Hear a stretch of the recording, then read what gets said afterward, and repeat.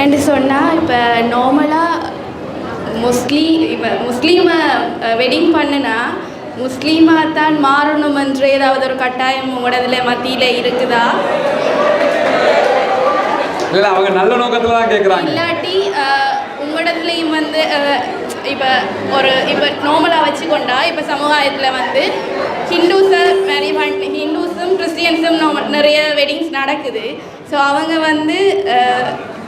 ரெண்டுக்கும் மாறி மாறி போகிறாங்க. ஆனால் முஸ்லீம்ஸை வெட்டிங் பண்ணுனா அப்படி நடக்கிற வீதம் சரியான குறைவாக தான் இருக்குது. ஸோ அதுக்கு ஏதாவது சரி, அற்புதமான ஒரு கேள்வி. என்ன கேட்குறாங்கன்னா, நான் என்னன்னு சொல்லாமலே உங்களுக்கு விளங்கிடுச்சு, ஆனாலும் சொல்கிறேன். என்ன கேட்குறாங்கன்னு சொன்னால், இஸ்லாமியர்கள் ஒரு இஸ்லாம் அல்லாத ஒரு சகோதரி, உதாரணமாக ஒரு இந்து சகோதரியே ஒரு இஸ்லாமியர் திருமணம் முடிப்பது என்றால், அந்த இந்து சகோதரி இந்துவாக இருந்து கொண்டே இஸ்லாமியரை மணக்க முடியாதா? அவர் இஸ்லாமியராக மாற வேண்டுமா? அல்லது ஒரு இஸ்லாமிய சகோதரன் ஒரு இந்து சகோதரியை முடிக்கான அவங்க இங்கே வரமாட்டேங்கிறாங்க, இங்கேருந்து அங்கே போக வேண்டி இருக்குது, என்ன காரணம்? அது மட்டும் இல்லாமல் இப்போ கிறிஸ்தவ சகோதரர் ஒருவர் ஒரு இந்து சகோதரியை திருமணம் முடிக்கிறாரு, அவர் இந்துவாகவே இருக்கிறார், அவர் கிறிஸ்தவராகவே இருக்கிறாரு, அவங்க எங்கேயுமே மதம் மாறலை. ஆனால் இஸ்லாமியரை முடிக்கிறதா இருந்தால் மட்டும் ஏன் மதம் மாற வேண்டி இருக்குது என்பது கேள்வி. இந்த கேள்வியினுடைய ஆழம் மிக முக்கியமானது. அதனால கொஞ்சம் அமைதியாக கேட்டுக்கிறீங்க. என்னன்னா, இஸ்லாத்தினுடைய அடிப்படை கொள்கை இருக்குது இல்லையா? இஸ்லாம் சொல்லக்கூடிய கடவுள் கொள்கை மற்ற எல்லா மதங்களும் சொல்லக்கூடிய கடவுள் கொள்கைக்கு நேர் எதிரானது. அதை விரும்பியோ விரும்பாமலோ நாங்களும் சொல்ல வேண்டியிருக்குது, நீங்களும் கேட்க வேண்டியிருக்குது. காரணம் என்னன்னா, இஸ்லாம் சொல்லக்கூடிய தத்துவம் லா இலாஹ இல்லல்லாஹ் முஹம்மதுன் ரசூலுல்லாஹ், இறைவனை தவிர வேறு எந்த கடவுளும் இல்லை, அல்லாஹ்வை தவிர வேறு எந்த கடவுளும் இல்லை, கடவுள் ஒருவன் தான், அந்த ஒருவனை தவிர யாருமே இல்லை, முகமது நபி அவர்கள் இறைவனுடைய இறுதி இறை தூதராக இருக்கிறார் என்பது இஸ்லாத்தின் தத்துவம். முஸ்லீம்களை பொறுத்தவரையில நாங்க அல்லாஹ்வை மட்டும்தான் தொழுவோம், அல்லாஹ்ட்ட மட்டும்தான் பிரார்த்தனை பண்ணுவோம், அல்லாஹ்ட்ட மட்டும்தான் கையேந்துவோம், அல்லாஹ்ட்ட மட்டும்தான் நோய் நம்பலம்னா போய் முறையிடுவோம், வேற யார்கிட்டையுமே முறையிட மாட்டோம், முறையிடக்கூடாது. ஆனா இஸ்லாமியர்கள் சில பேர் நான் ஏற்கனவே சொன்ன மாதிரி தர்காக்களை போய் கேட்பாங்க, வேற யார்ட்டையும் கேட்பாங்க. அது இஸ்லாம் அல்ல. இஸ்லாம் என்ன சொல்லுதுன்னா, அல்லாஹ்ட்ட மட்டும்தான் கேட்கணும் என்கிற ஒரு ஏக தெய்வ கொள்கையை வலியுறுத்துகிறது. அப்ப ஒரு முஸ்லிமாக இருந்தால் அவர் எப்படி இருப்பாரு? ஒரு இறைவனை வணங்கக்கூடியவராக இருப்பார். அவருடைய செயல்பாடு எப்படி இருக்கும், பண்பாடு எப்படி இருக்கும்?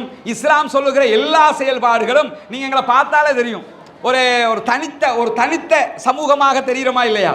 ஆடை முறை வித்தியாசமாக இருக்கிறது, வணக்க முறை வித்தியாசமாக இருக்கிறது, எங்களுடைய கலாச்சாரம் வித்தியாசமாக இருக்கிறது, எங்களுடைய எல்லா விவகாரங்களும் ஒரு வித்தியாசமானதாக இருக்கிறது.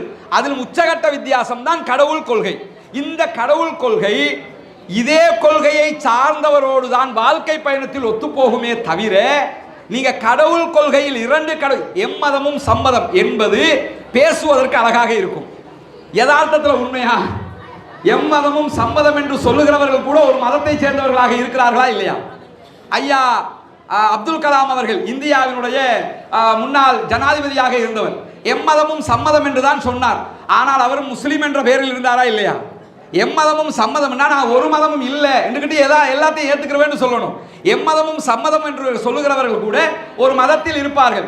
ஆனால் இஸ்லாத்தில் இருக்கக்கூடிய ஒருவர் இன்னொரு கொள்கை சார்ந்தவரோடு குடும்ப வாழ்க்கையில் ஈடுபடும், வாழ்க்கையில் கடத்த முடியுமா? இது நம்ம பஸ்ல டிராவல் போகல, ஏங்க மற்ற கலப்பில் ஏறி கொழும்புல போய் இறங்கிக்கிறோம், அப்படி போறதா இருந்தா பிரச்சனை கிடையாது. 20 வருஷம் 50 வருஷம் சாகுற வரைக்கும் அவனோட தான் வாழ போறோம். அப்படி இருக்கும்போது ஒரு கிறிஸ்தவ சகோதரர் இருக்கிறார், ஒரு இந்து சகோதரி இருக்கிறார்கள், அவர்களுக்குள் இந்த முரண்பாடு வருவது அரிது. ஏன்னா இந்த மாதிரி நாங்க சொல்லுகிற விதமான இந்த மாதிரியான ஒரு கொள்கை அங்க நீங்க பார்க்க முடியாது. நான் யாருடைய மதத்தையும் குறைத்து மதிப்பிட்டு இதை சொல்லல, புரிஞ்சுக்கிறதுக்காக சொல்றேன். நாங்க ஏக இறைவன் என்று வணங்குவோம். என்னுடைய தொப்புள் கொடி உறவுகள் கிறிஸ்தவ சமூகத்தை சேர்ந்தவர்கள் சுதன் பரிசுத்த ஆவி என்று அவர்கள் 3 கடவுள் கொள்கையும் வைத்திருக்கிறார்கள். அப்ப ஒருவர் ஒரு கடவுளை சொல்லுகிறார், மனைவி 3 கடவுளை சொல்கிறார்கள், கணவன் பல கடவுளை சொல்லுகிறார். உதாரணமா சொல்லுகிறார், மனைவி ஒரு கடவுளை சொல்லுகிறார்.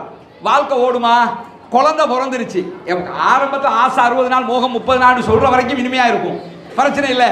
நீ என்ன மதமா இருந்தா என்ன, நான் என்ன மதமா இருந்தா என்ன அப்படின்னு இருக்கும். குழந்தை பிறந்துருச்சு, குழந்தைக்கு என்ன பேர் வைக்கிறது? இப்ப பிரச்சனை வருமா இல்லையா? ஒரு கிறிஸ்தவ சகோதரிக்கும் இந்து சகோதரனுக்கும் பிரச்சனை இல்லை, ஒரு ஆல்பர்ட்னு பேர் வைங்க, ஆம்பளை பிள்ளைக்கு பிரச்சனை இல்லை. ஒரு பொம்பளை பிள்ளை குறைஞ்சிட்டு சாந்தின்னு பேர் வைங்க, பிரச்சனை இல்லை. ஆனா இதே நீங்க இஸ்லாமியர்கள் வந்துட்டா சாந்தின்னு இஸ்லாமியர்கள் பேர் வச்சா பிரச்சனை இல்லை. ஆனா எங்க மக்கள் எப்படி புரிஞ்சு வச்சிருக்காங்க, இஸ்லாத்துல பேர் வைக்கிறதுல அரபு பேர் தான் வைக்கணும்னு சட்டம் கிடையாதுமா.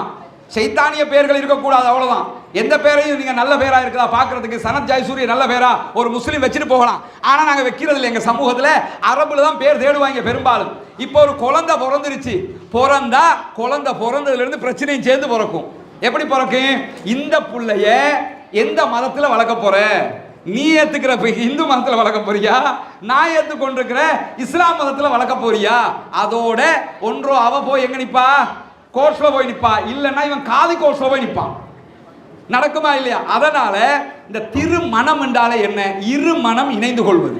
இந்த இரு மனம் இணைவதற்கு முதல்ல நம்முடைய கொள்கை கோட்பாடு இணைய வேண்டும். அதனால தான் இஸ்லாம் என்ன சொல்லுதுன்னு கேட்டா, முஸ்லிமான ஒரு ஆண் முஸ்லிம் அல்லாத ஒரு பெண்ணை திருமணம் முடிப்பது தகாது. முஸ்லிம் அல்லாத ஒரு ஆண் முஸ்லிமான ஒரு பெண்ணை திருமணம் முடிப்பதையும் இஸ்லாம் ஏற்றுக்கொள்ளாது.